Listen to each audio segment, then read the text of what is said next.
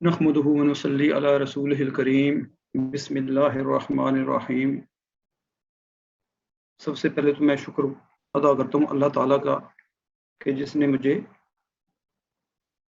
Islamic finance पे online ये second lecture जो है वो आपकी खिदमत में पेश करने की तौफीक अता फरमाई। तो इसमें मैं अपने कोलीग जो है डॉक्टर राव अदील साहब का शुक्रगुजार हूँ और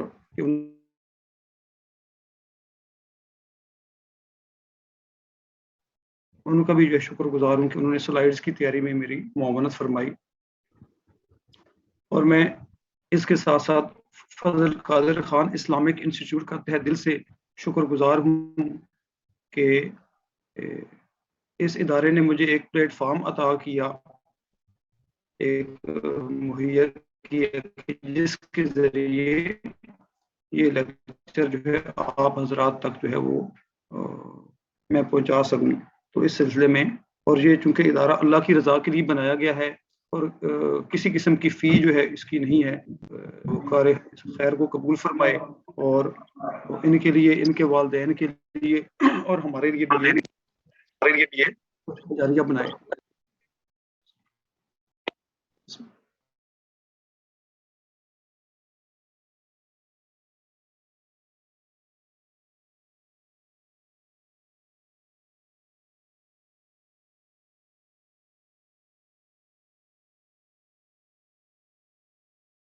टू है।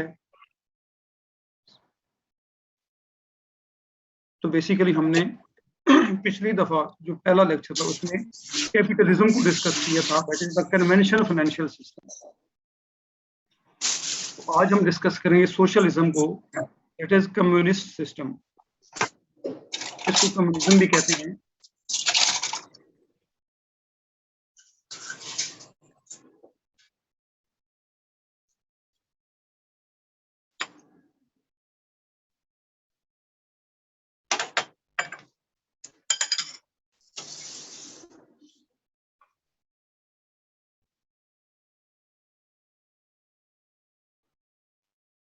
इधर इधर कुछ भी नहीं होना।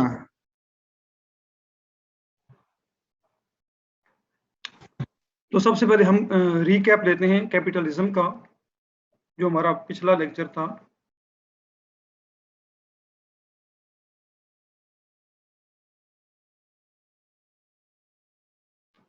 कि capitalism is the prevalent interest based system where interest is considered legitimate right of individuals as they have absolute right over wealth and property and complete freedom of action। कि जो सरमायादाराना निज़ाम है वो बेसिकली सूदी निज़ाम है, जिसमें जो इंटरेस्ट है, ये सूद है, उसको एक कानूनी राइट समझा जाता है, हक समझा जाता है, और इसमें जो इंडिविजुअल्स हैं उनको मुकम्मल आज़ादी हासिल होती है। Economic development and maximization of wealth is the main objective of life. इसमें जो इकोनॉमिक डेवलपमेंट है, मुआशी तरक्की करना और ज़्यादा से ज़्यादा जो है दौलत इकट्ठी करना, ये ज़िंदगी का मकसद कंसिडर किया जाता है।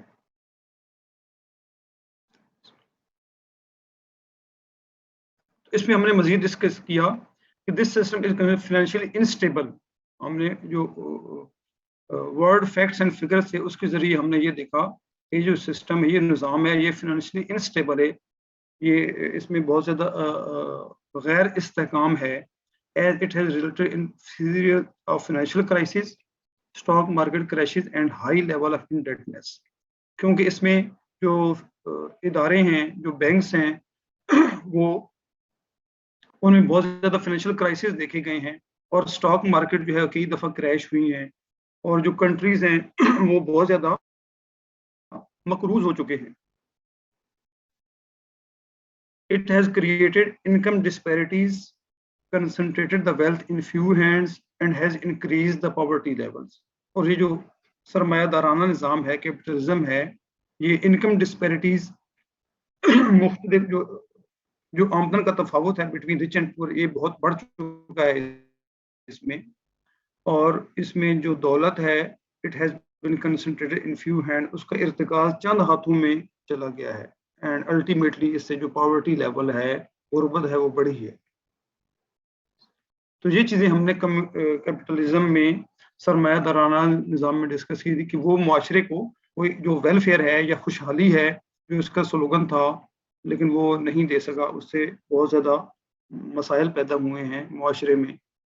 अब हम डिस्कस करते हैं सोशलिज्म को, that is also called communist system. तो इसमें जो हमारे लर्निंग गोल्स हैं वो क्या हैं कि by at the end of this lecture you will be able to define and understand socialism, कि आपको ये पता चलेगा कि सोशलिज्म है क्या, and you will learn about history of socialism, ये कैसे स्टार्ट हुआ, इसका जो पस मंजर क्या है, and you will understand about the role of industrial revolution in promoting socialism. इसमें जो इंडस्ट्रियल रेवोल्यूशन था इसका क्या किरदार था, यानी सनती इनकलाब जो आया उसका हम रोल देखेंगे इसमें। And we will learn the main aspects of socialism, कि इस जो सोशलिज्म के मेन एस्पेक्ट्स क्या हैं, कौन कौन से इसके की पॉइंट्स हैं वो हम देखेंगे। And we will comprehend the ultimate consequences of socialism, कि इसके अल्टीमेट कॉन्सिक्वेंसेस क्या हैं, ये भी हम इंशाल्लाह डिस्कस करेंगे। तो अभी हम डिस्कस करते हैं सोशलिज्म को। इसको इश्तराकी निज़ाम भी कहते हैं, जिसमें शेयरिंग होती है, इश्तराक होता है चीज़ों का। So it is a system that calls for public ownership or control of property and natural resources, जिसमें पब्लिक ओनरशिप कंसिडर की जाती है प्रॉपर्टी की और नेचुरल की, rather than the private ownership. जो कैपिटलिज्म था उसमें प्राइवेट ओनरशिप थी, लेकिन इसमें पब्लिक ओनरशिप है। पब्लिक ओनरशिप का मतलब क्या है कि हर शख्स जो है वो उसका उसमें शेयर है, वो उसको यूज कर सकता है। तो पब्लिक प्रॉपर्टी वो होती है जिसमें हर कोई उसको यूज कर सकता है, प्रॉपर्टी को और नेचुरल रिसोर्सेज को।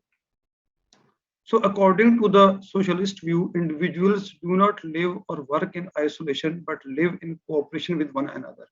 इनका नजरिया ये है, जो इस निज़ाम के जो फाउंडर्स हैं, कि जो इंडिविजुअल्स हैं वो आइसोलेशन में नहीं रहते, बल्कि उनको एक दूसरे के साथ कोऑपरेट करना चाहिए और अपनी चीजें एक दूसरे के साथ जो है वो शेयर करनी चाहिए।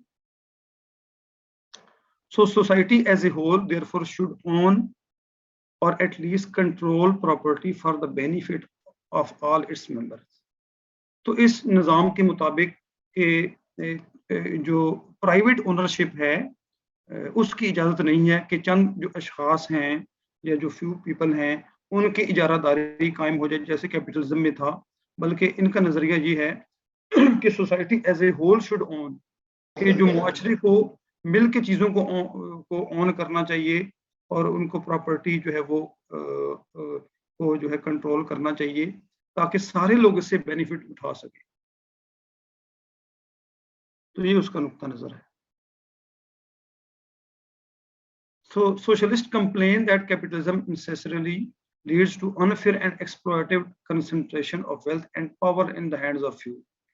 तो ये इस निज़ाम के जो हामी हैं उनका जो नुक्ता नज़र है वो बड़ा एक अट्रैक्टिव है, कि उनका ये पॉइंट ऑफ व्यू के जो कैपिटलिस्ट हैं, जो सरमायादार हैं दाराना निज़ाम में, उसमें अनफेयर और एक्सप्लॉइटिव कंसंट्रेशन है ऑफ वेल्थ है, कि उसमें जो दौलत की गैर मुनसिफाना तकसीम है और जो उसमें पावर है it is concentrated in few, और चंद लोगों की इसमें इजारादारी कायम। इस वजह से ये सिस्टम जो है बड़ा एक्सप्लॉइटेटिव है, इसमें इस्तेहसाल है गरीबों का। So such people use their wealth and power to reinforce their dominance in society. इस वजह से इन लोगों की जिनके पास ज्यादा दौलत हो उनकी मुआशरे में डोमिनेंस और इजारादारी कायम हो जाती है और वो गरीबों का इस्तेहसाल करते हैं। Because such people are rich, they may choose where and how to live, and their choices in turn limit the options for the poor. कि जो अमीर लोग हैं, क्योंकि ये अपनी मर्जी की जिंदगी गुजार, उनको कंप्लीट फ्रीडम है, तो वो रिसोर्सेज को मिस चूज करते हैं, ये जितने भी अपॉर्चुनिटीज हैं उनको वो कैच करते हैं, और जो गरीबों के लिए जो ऑप्शंस हैं वो फिर लिमिटेड रह जाते हैं, उनके लिए मौके इतने नहीं रहते कि वो आगे बढ़ सके। तो बेसिकली ये जो निज़ाम था सोशलिज्म जो है ये बड़ा अट्रैक्टिव था, कि इसमें जो है वो कि हजरत ने ये कहा कि क्योंकि माशरे में इस्तेहसाल हो रहा है, इस वजह से हम ऐसा निज़ाम लाएंगे जिसमें जो है कोई प्राइवेट ओनरशिप नहीं होगी, बल्कि सारे लोग इस निज़ाम से फ़ायदा उठा सकेंगे। It will be classless society, इसमें कोई क्लासेस नहीं होंगी। इस वजह से ये बड़ा अट्रैक्टिव था। और इसमें जो मेजर एक रोल था वो इंडस्ट्रियल रेवोल्यूशन भी था, सनती इनकलाब था। इसको भी हम डिस्कस करेंगे कि इसने कैसे जो है इस निज़ाम की बुनियाद रखी। इसके बाद जो फ्रेंच रेवोल्यूशन था इन 1789, वो भी इस वजह से भी मुख्तलिफ ममालिक में जो निचला तबका था उसने जो है वो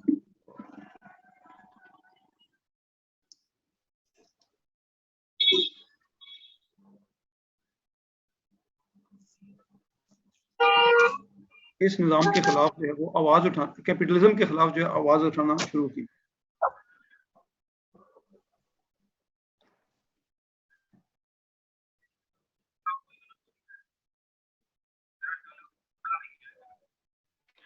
अस्सलाम वालेकुम सर, वॉइस आपकी क्लियर नहीं आ रहा।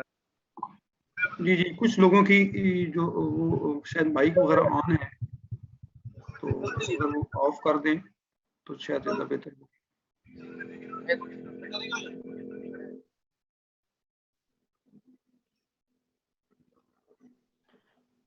तो इसी तरह जो 1848 में यूरोप में रेवोल्यूशन आया, वहां पे भी जो निचला तबका था, जो लेबर क्लास थी, उसने बहुत एहतजाज किया। और international working man association was establish in 1864। जो वर्किंग जो क्लास थी उन्होंने एक एसोसिएशन बनाई, एक अपनी तंजीम बनाई, जिसके जरिए उन्होंने अपना एहतजाज और प्रोटेस्ट अपना शुरू किया।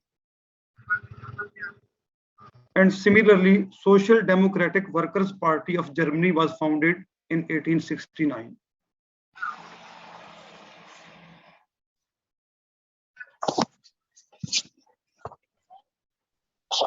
जर्मनी में 1869 में जो वर्कर्स पार्टी थी, डेमोक्रेटिक पार्टी, वो एस्टेब्लिश हुई। उसने भी अपने वर्कर्स के लिए जो है एहतजाज शुरू किया। जो सोशलिज्म की जो एक थी success, that was basically the Australian labour party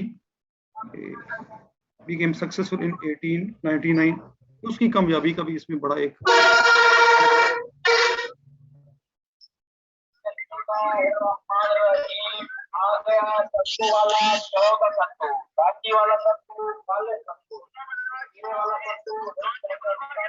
इसी तरह जो union of liberation founded in Russia in 1904, 1904 में रशिया में यूनियन जो है वो एस्टैब्लिश हुई।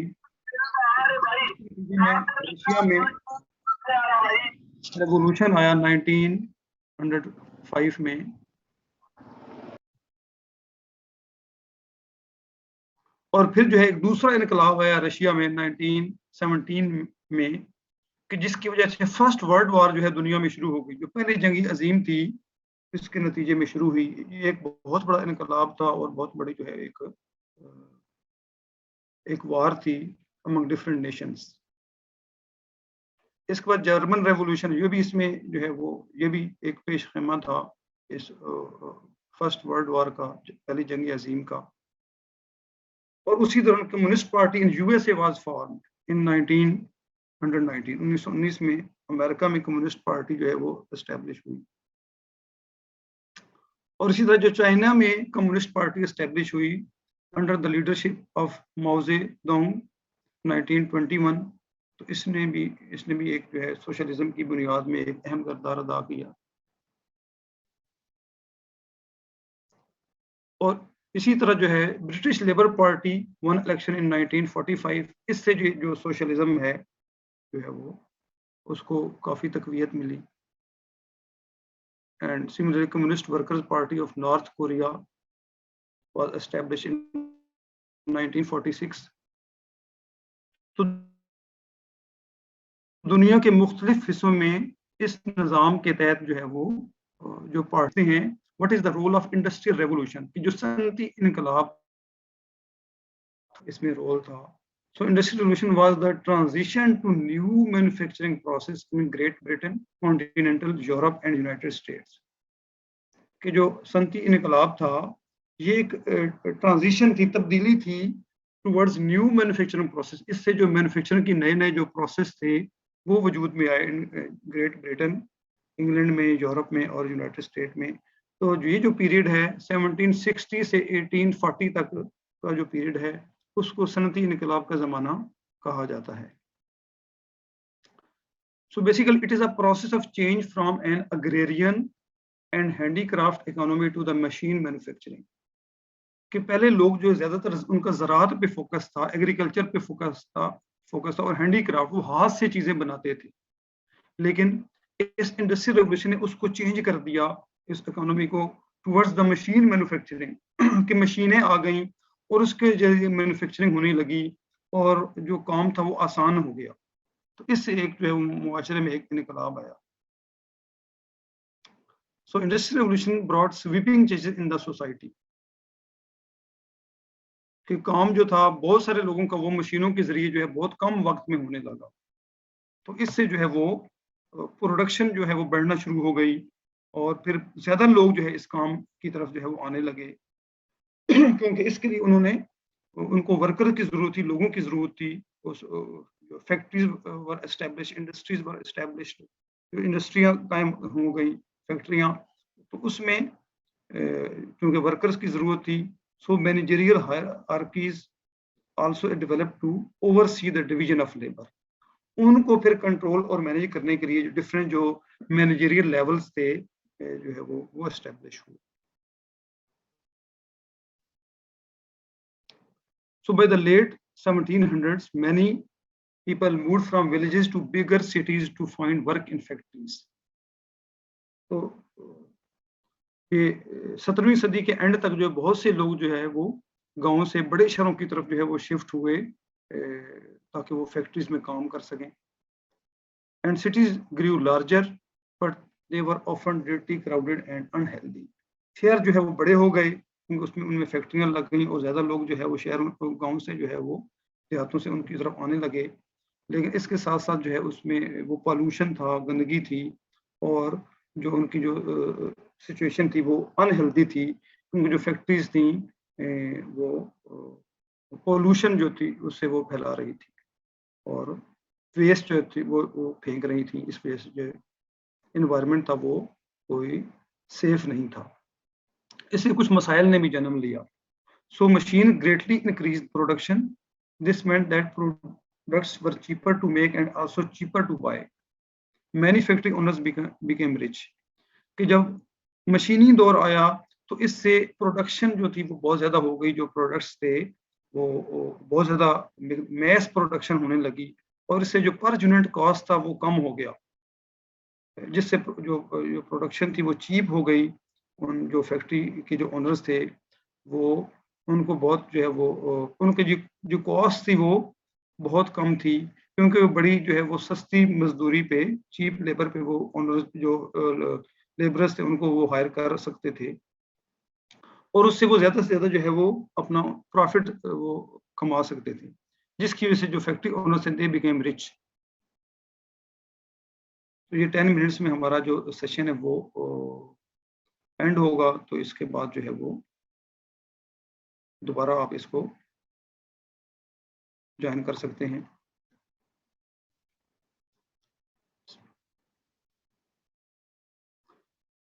तो बेसिकली ये सिनेरियोज हैं that depict the industrial revolution.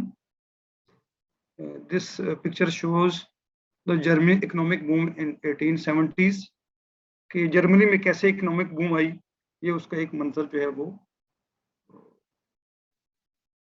पेश करती है ये पिक्चर जो है वो।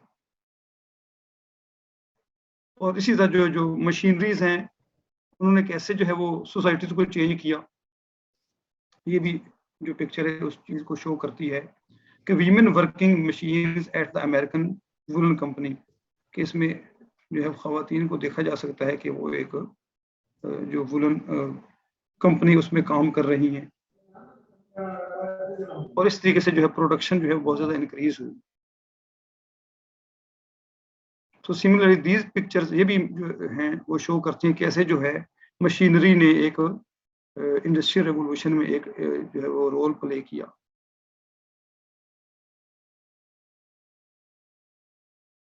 तो ये डिफरेंट पिक्चर ली गई है कि कैसे जो जो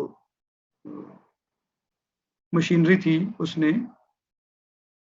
फैसिलिटेट किया in the process of production. पहले जो लोग हाथों से काम करते थे अब वो काम जो है वो मशीन्स के जरिए बड़ा आसान हो गया।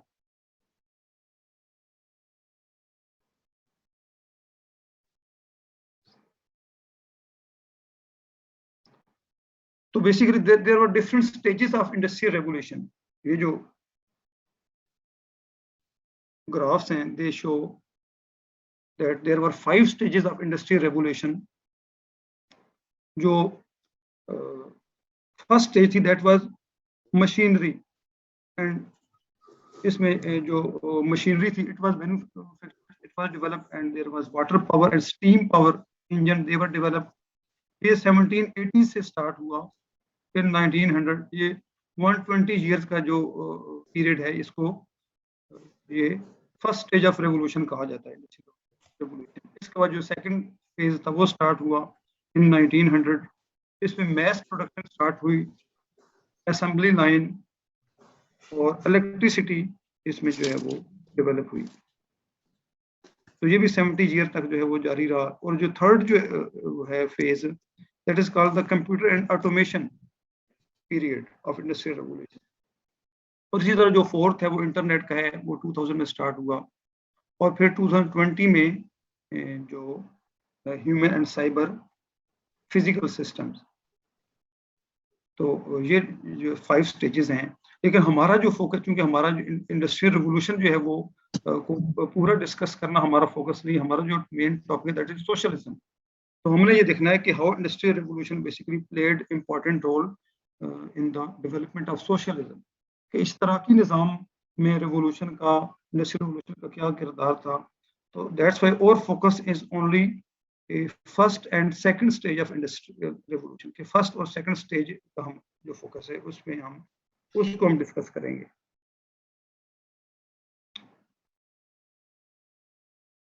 So although the machines made work easier in some ways, factory work created many problems for the laborers. Machine की वजह से अगरचे काम बहुत आसान हो गया, लेकिन जो फैक्ट्री वर्क था इसकी वजह से लेबरर्स के लिए, जो मजदूर थे, उनके लिए बड़े मसाइल पैदा हो गए। Factory employees did not earn much and the work was often dangerous. जो एम्प्लॉइज थे उनको जो है वो आमतौर पर बहुत जो है वो सस्ती मजदूरी पे लिया जाता था, और जो फैक्ट्री ओनर थे वो उनको एक्सप्लॉइट करते थे। और कई दफा उनका जो काम था वो बहुत ज़्यादा डेंजरस था और बड़े खतरनाक हालात में जो है वो काम करते थे, डेंजरस कंडीशन में। उसको भी हम देखेंगे कि इसमें इलेक्ट्रिसिटी और स्टील मिल्स का जो स्पेशली जो काम था वो बहुत ज़्यादा डेंजरस था। And many worker they work from 14 to 16 hours per day and 60 days per week। तो जो ओनर्स थे वो चूंकि अपना प्रॉफिट मैक्सिमाइज करना चाहते थे और अपना कॉस्ट मिनिमाइज करना चाहते थे, तो वो इस वजह से बहुत से वर्कर्स थे उनको 14 से 16 घंटे तक जो है वो रोजाना काम करना पड़ता था, एंड 6 days per week, जो कि एक बहुत बड़ा उनके लिए एक काम था, और इसके बदले में उनको बहुत कम मजदूरी मिलती थी। And men, women and even small children worked in factories। तो इसमें भी कोई ऐसे उस दौर में जो है वो लॉज या रूल एंड रेगुलेशन नहीं थी कि जिससे में स्मॉल चिल्ड्रन को भी जो है रोका जाता। ये सारी चीजें बाद में जो है वो डेवलप हुई, जिसमें चिल्ड्रन लॉज बने। तो there was exploitation of working class in the industrial revolution. तो इस तरह का काम था। ये चंद पिक्चर्स हैं जो शो करती हैं कि उनका काम, जो वर्किंग क्लास का काम, कितना डेंजरस था।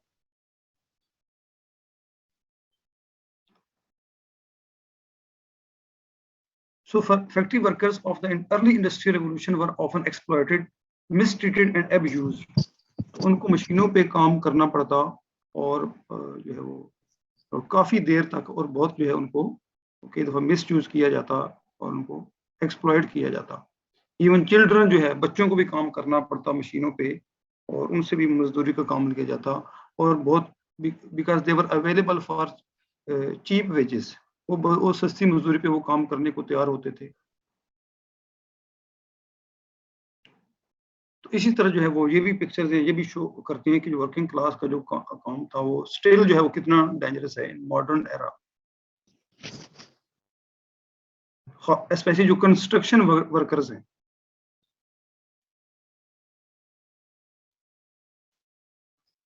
ये जो इलेक्ट्रिसिटी जो है वो केबल्स ये इसमें इन्वॉल्व हैं, उनका काम भी जो है that is very much dangerous. तो ये सारी जो सिनेरियोज हैं ये शो करते हैं कि वो कि कैसे जो है वर्किंग क्लास को एक्सप्लॉइट किया गया। So according to Oxfam income inequality report, ये हमारे हम उसी को जो है वो रिकॉल करते हैं, इनकम इनइक्वालिटी रिपोर्ट को। The wealth divide between global billionaires and the bottom half of humanity is steadily growing, and those with extreme wealth have often accumulated their fortunes on the backs of people around the world who work for poor wages and under dangerous conditions.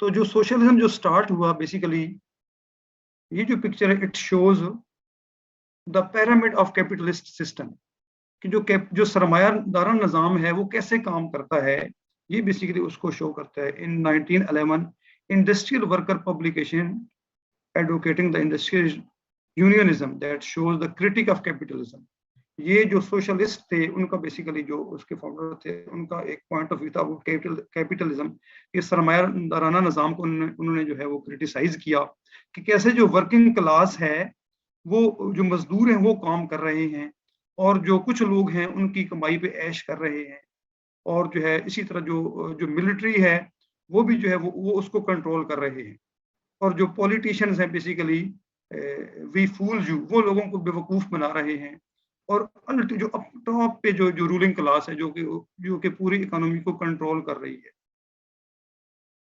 So it is based on the flyer of the Union of Russian Socialists spread in 1900 to 1901। ये 1900 में जो socialist movement चली Russia की, उसमें जो है वो उन्होंने कहा कि ये जो कैपिटलिज्म है ये बहुत ज़्यादा एक्सप्लॉयटेटिव है, तो इसकी वजह से सोशलिज्म को बहुत ज़्यादा पॉपुलैरिटी हासिल हुई। तो अब हम डिस्कस करते हैं कि हाउ सोशलिज्म अमर्ज, कि कैसे जो इश्तराकी निज़ाम की जो अमर्ज हुआ and who were it's founders.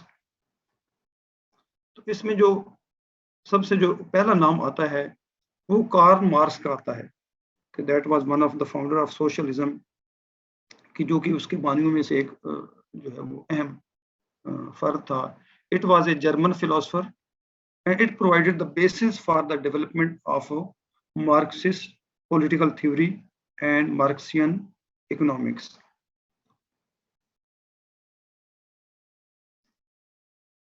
It is a monument that is dedicated to Karl Marx and Friedrich Engels.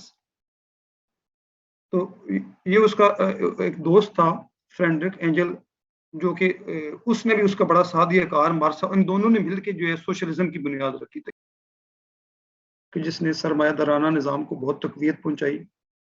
So it is the portrait of Joseph Stalin, the longest serving leader of the Soviet Union.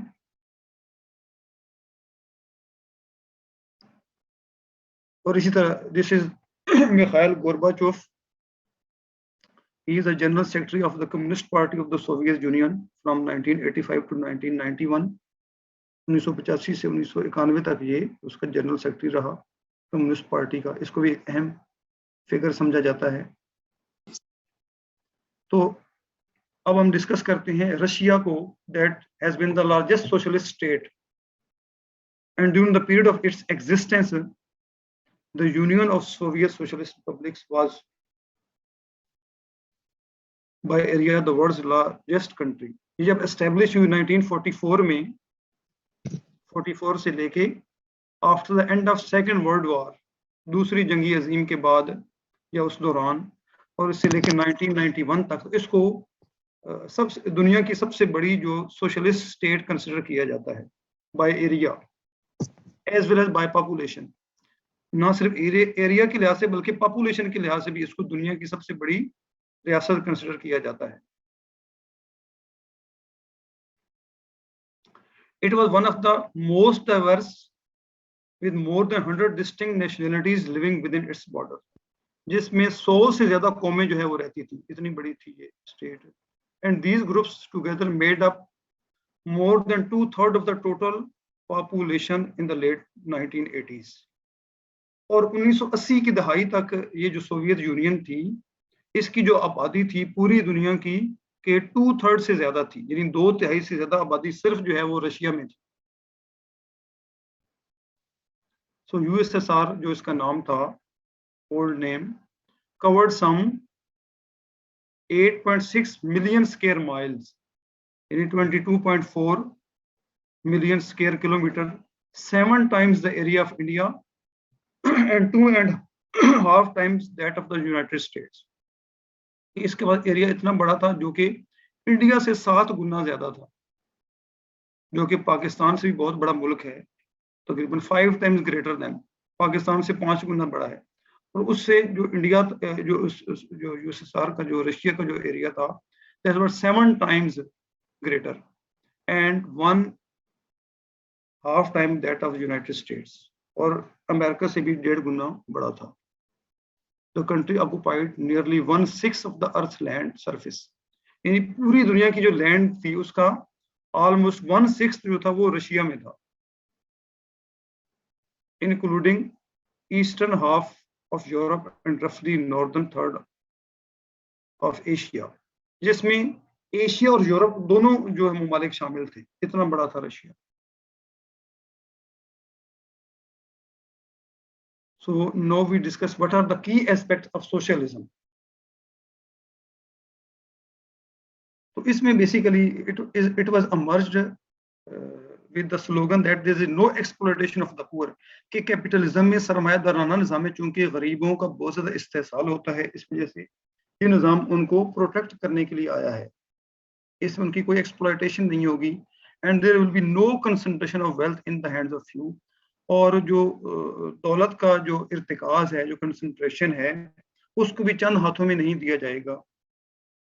इसमें कोई class, basically it is based on the classless society, इसमें कोई class नहीं होगी, कोई ऐसा तबका नहीं होगा जो है जो जिसके हाथ में दौलत दे दी जाए। So all member of society should have equal right in wealth and property, इसके मुताबिक जितने भी मेंबर्स थे उनका इक्वल राइट होगा वेल्थ और प्रॉपर्टी में, and all its assets will be the public property। तो अब यहाँ पे जो है वो कुछ there is a misconception, कुछ misconception भी है कि जो public property क्या है, तो it is important to distinguish between public property and private property। जो private property है वो कोई भी शख्स जो है वो जाती तौर पे उसको ओन कर सकता है, वो उसकी अपनी मलकियत होती है। तो जो पब्लिक प्रॉपर्टी होती है उसमें कोई शख्स जो उसको खुद ऑन नहीं कर सकता, बल्कि सारे मिल के उसको यूज कर सकते हैं। जिस तरह जो भी पब्लिक जो है वो, जिसको हम कहते हैं कि वो नेशनल प्रॉपर्टी, ये जैसे नेशनल जो है वो नेशनलाइज जो है, जो भी जो है वो एसेट्स हैं या जैसे हॉस्पिटल्स हैं या और, तो उनको जो है वो सारे लोग वो यूज कर सकते हैं।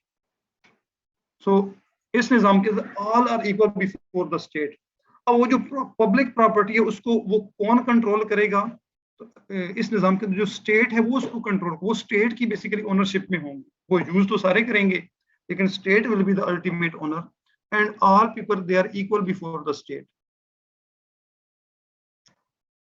सो in this system there are no individual property rights, कोई प्राइवेट ओनरशिप नहीं होगी इस निज़ाम के तहत, बल्कि जितने भी प्रॉपर्टी राइट्स हैं they are in the control of state, वो स्टेट के पास होंगे, उसी के पास ओनरशिप होगी जितनी भी प्रॉपर्टी है।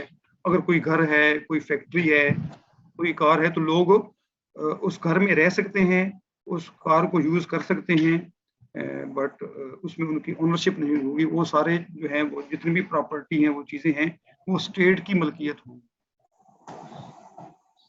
तो ये इस निज़ाम के जो है वो की एस्पेक्ट्स थे। State should own all the property. तो तो इस इनका जो स्लोगन था इसके फाउंडर के कि state is wise and the man is stupid. ये जो स्टेट है वो वाइज है, वो अक्लमंद है और वो चीजों को ज्यादा बेहतर यूज कर सकती है, और चूंकि मैन स्टूपिड है, वो बेवकूफ है, वो चीजों को मिस यूज करेगा, वो एक्सप्लॉइट करेगा इन इट्स ओन बेनिफिट, वो अपने और इसमें वो पुअर का वो इस्तेहसाल करेगा। So in this system there is no freedom to the individuals to work at their own will. इसमें लोगों को अपनी मर्जी से काम करने की जो है वो फ्रीडम नहीं है, इजाजत नहीं। हाँ, they can only work in the factories, they can earn their livelihood in the form of wages. So wage is the only factor of production. तो इस निज़ाम में जो है वो काम कर सकते हैं, वो मजदूरी वो कमा सकते हैं जिससे वो खा पी सकते हैं, अपना जो जिंदगी का गुजारा कर सकते हैं। तो इसमें जो उनकी हर एक को जो है वो मजदूरी मिलेगी जो भी काम करेगा, और बाकी वो उससे वो गुजारा कर सकता है, बाकी उसको कोई चीज ऑन करने की इजाजत नहीं है, वो सारी पब्लिक प्रॉपर्टी होगी। तो अब हम देखते हैं कि इस निज़ाम के जो है what are the ultimate consequence, क्या वो सक्सेसफुल हुआ उन गरीबों को, उन पुअर को उनके राइट्स देने में, जिसके लिए और उनको वो प्रॉस्पेरिटी देने में जिसका इसके फाउंडर्स ने, इसके बानियों ने जो है वो नारा लगाया था। इसको हम देखते हैं कि what are the ultimate consequences. तो इसमें जो स्टेट थी, it emerge as the single monopolist. Capitalism में तो चंद लोगों की इजारादारी थी, लेकिन इसमें जो स्टेट थी वो सिंगल मोनोपोलिस्ट के तौर पे जो है वजूद में आई, जिसमें उसकी इजारादारी कायम होगी पूरे मुआशरे में। And people became the slaves of the government, और लोग जो थे वो उस जो हुकूमत थे उसके गुलाम बन के रह गए। And there was no reward for extra effort, क्योंकि हर एक को मजदूरी मिलनी थी और कोई ओनरशिप राइट नहीं थे। So there was no creativity and no innovation. इससे लोग जो है वो उन्होंने कहा कि फिर जो है there is no need to innovate and become creative. जब हर एक को मजदूरी मिलनी है तो कोई क्रिएटिविटी की या कोई इनोवेशन की जरूरत फिर नहीं है। So it made the people lazy and idle, जिससे वो लेजी हो गए और सुस्त हो गए। And it give rise to the emergence of authoritarianism and racism and imperialism, fascism and nazism. ये डिफरेंट टर्म्स हैं कि जिससे डिक्टेटरशिप जो है वो अमर्ज हुई, जो स्टेट की मोनोपोली जो है वो और अथॉरिटी उसकी जो है वो और उसकी इजारादारी जो है वो कायम हुई। तो ये डिफरेंट टर्म्स हैं जो अमर्ज हुई कि कैसे जो है वो मिलिट्री ने या जो वर्कर्स थे उन्होंने अपना जो है वो उसके जरिए, हुकूमत के जरिए जो है अपनी जो है इजारादारी जो है वो एस्टैब्लिश की। And there was struggle between national and rational groups. तो उसमें जो है मुख्तलिफ जो ग्रुप्स थे, जो नस्ली ग्रुप्स थे उनके दरमियान और नेशनल ग्रुप्स थे उनके दरमियान एक जद्दोजहद शुरू हो गई, और हर एक जो है हुकूमत कायम करने के चक्कर में और पावर हुकूमत के जरिए कंट्रोल अपने हाथ जो है वो लेना चाहता था। तो इससे जो है वो इसके जो basically ultimate it give rise to the world war, इसका जो नतीजा था वो पहली जंग अजीम के जो है वो सूरत में जाहिर हुआ, जिसमें लाखों अफराद जो है वो मारे गए। एक बहुत बड़ी जो है वो जंग थी दुनिया की, जिसमें लाखों इंसानों को जो है जिंदगी से हाथ धोना पड़ा। और इसी तरह जो रशियन सिविल वार थी वो भी जो है वो अवाल हुई इन 1917 टू 1923। और इसी तरह जर्मन क्राइसिस था वो 1923 में आया, इसको भी हम डिस्कस करेंगे कि it was one of the severe crisis. And similarly there was Spanish civil war from 1936 to 1939। ये भी एक जो है वो इसी का जो है एक आफ्टर इफेक्ट्स थे, और जिसके नतीजे में जो है इसने एक दूसरे जंग अजीम की बुनियाद रखी फ्रॉम 1939 टू 1945, जिसमें जो है वो बहुत बड़ी तबाही हुई, पहली जंग अजीम से भी ज्यादा तबाही हुई, और एटॉमिक बम्स का इस्तेमाल हुआ और पूरे शहर जो थे वो जैसे जापान, उसके जो शहर थे वो सफा हस्ती से जो है मिट गए। And then there was Soviet Japan war, वो भी इसी का आफ्टर इफेक्ट था दूसरे जंग अजीम का। एंड यूएस जापान वार इसी के नतीजे में हुई। और सिमिलरली वियतनाम वार हुई, लड़ी गई, ये भी इसके बाद। And there was Russian invasion in Afghanistan, तो ये भी इसी के आफ्टर इफेक्ट्स हैं, इसी सोशलिज्म के जो है, जिसकी जो रशिया था वो अफगानिस्तान में आया। और जो रीसेंट रशियन यूक्रेन वार है वो भी इसी का एक कॉन्सिक्वेंस है, और इसी का जो है कि कैसे जो है एक खित्ते में अपनी इजारादारी कायम रखी जाए। तो so basically there have been a clash between socialism and capitalism, सरमायादाराना निजाम और सोशलिज्म के दरमियान जो है वो क्लैश रहा, और हर एक ये चाहता था कि जो है वो इस खित्ते पे मेरी इजारादारी कायम हो। तो इसके नतीजे में एक जंगों का सिलसिला शुरू हुआ। तो ये इसके कुछ मनाजिर हैं उन जंगों के। द फर्स्ट वर्ल्ड वॉर, ये पहली जंग अजीम के मनाजिर हैं, जिसमें जो है बहुत ज़्यादा तपाई हुई, जिसमें on the one side there is British army, British जो आर्मीज हैं, और दूसरी तरफ देयर इज जर्मन फाइटर जो है, और फिर जो है फ्रांस था वो भी उसके जो एक इत्तेहादियों में से था। And this picture shows the scenario of second world war, दूसरे जंग अजीम का ये जो है वर्ड जो है, जिसमें there are Chinese forces in the battle and Australia and German and US naval force and German surrender before the Soviet troops. इसमें जो है वो फिर रशिया भी इसमें इन्वॉल्व था।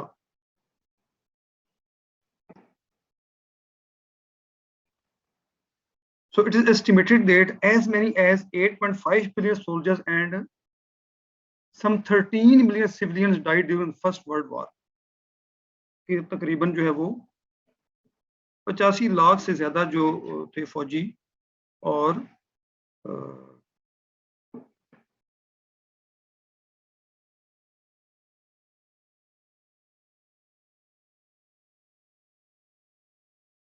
$13 मिलियन, 1 करोड़ से ज्यादा जो सिविलियन थे वो मारे गए पहली जंग अजीम में। In the Russian economy there had been some 14 billion premature deaths since 1914.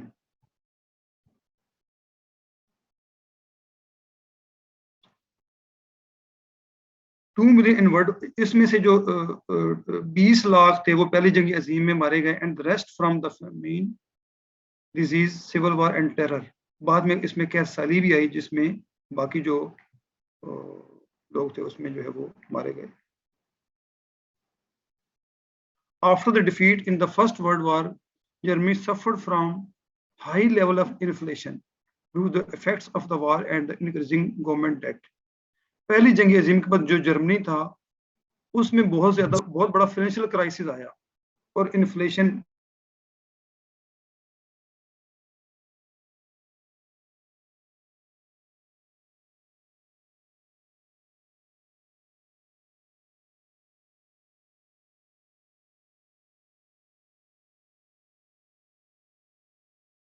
लोगों थे वो स्ट्राइक पे चले गए, और जो इंडस्ट्रियल गुड्स जो थी वो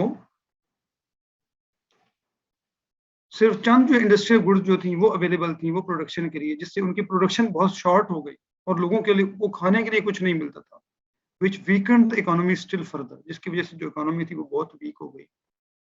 And in order to pay the striking workers, government simply printed more money. और जो वर्कर्स स्ट्राइक कर रहे थे उनको पे करने के लिए हुकूमत के पास कोई पैसा नहीं था, तो उसको फिर जो है वो, चूंकि वो पहले ही कर्जों तले दबी हुई थी, उसको सिंपली जो है वो पैसे छापने पड़े, प्रिंट करने पड़े। This led to the hyper inflation, as more money was printed the more prices rose, जिसके नतीजे में जब जितना ज्यादा पैसा छापा गया तो उतनी ही चीजों की कीमतें भी बढ़ गई, क्योंकि गुड्स जो है, जो चीजें थी वो बहुत कम थी अवेलेबल, तो पैसा ज्यादा छापा गया तो चीजों की जो कीमत थी वो भी इसी हिसाब से बढ़ती चली गई, और इतनी बढ़ गई that the prices ran out of control, ये प्राइसेस जो है वो थी वो कंट्रोल से बाहर हो गई। इसकी मिसाल ये दी जाती है कि a loaf of bread which was 250 marks in January 1923 had risen to 200 1000 million marks in November 1923 कि एक रोटी जो थी जिसकी जो कीमत जनवरी 1923 में 250 मार्क्स थी, जर्मन मार्क्स थी, उसकी कीमत थी, वो नवंबर में उसकी एक रोटी की कीमत जो थी वो 200,000 मिलियन मार्क्स से भी बढ़ चुकी थी, यानी 200 अरब मार्क्स जो जर्मन मार्क्स उससे भी बढ़ चुकी थी कि लोग जो है वो इसके बारे में थे कि बोरियां पैसों की भर के जो है लेके जाते थे, उनको एक रोटी मिलती थी। और जो जर्मन मार्क की करेंसी वो इतनी डीवैल्यू हो गई थी कि उसके बारे में आता है कि वो गलियों में फिरती थी, वो जो नोट जो थे वो गलियों में उड़ते फिरते थे और कोई उनको उठाने को तैयार नहीं था। By the autumn 1923, it cost more to print a note than note was worth.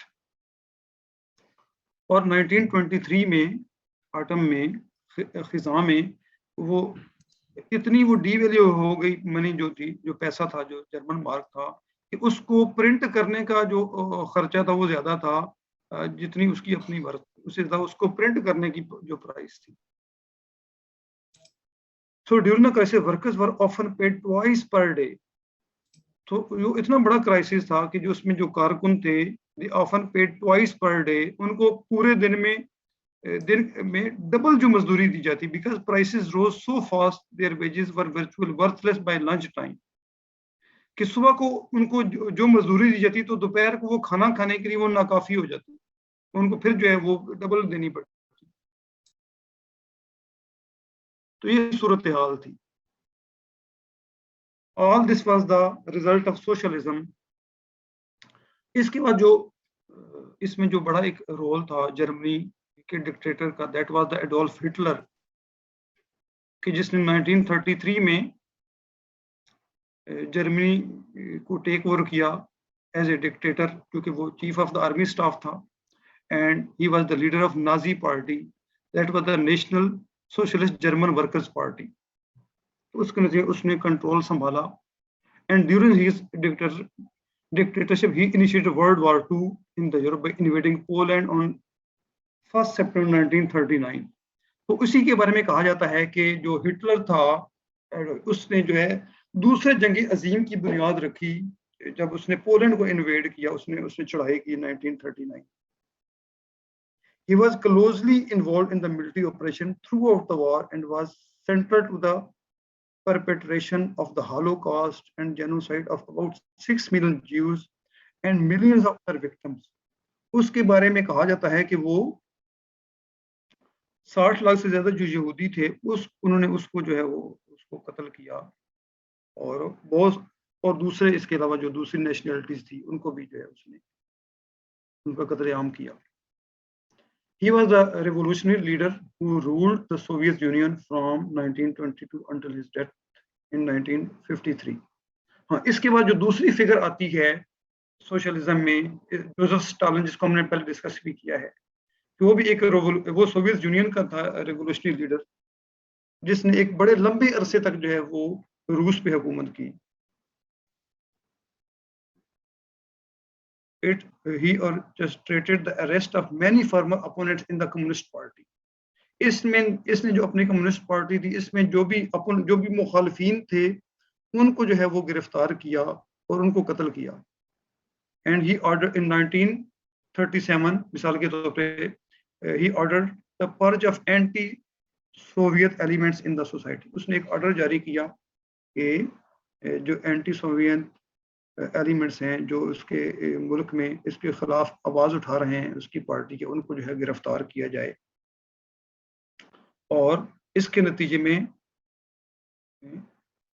तकरीबन 2.5 लाख से भी ज्यादा जो लोगों को अरेस्ट किया गया, और जिसमें से जो है वो 70,000 75,000 से 75,000 से ज्यादा जो लोग थे उनको जो है वो कत्ल किया गया। And Stalin also initiated the national operations, the ethnic cleansing of the non-Soviet ethnic groups। इसने मुख्तलिफ जो एथनिक ग्रुप्स थे, मुख्तलिफ नस्लों के जो कि नॉन सोवियत थे, उसने उनके खिलाफ भी ऑपरेशन शुरू किया, जिसमें जो है वो पोलैंड के थे, जर्मन्स थे, और मुख्तलिफ कौमों के थे, यूनानी और कोरियन और चाइनीज। कुछ को उसने जो है वो इंटरनली जो है वो उनको कत्ल किया और कुछ को जो है वो मुल्क बदर कर दिया।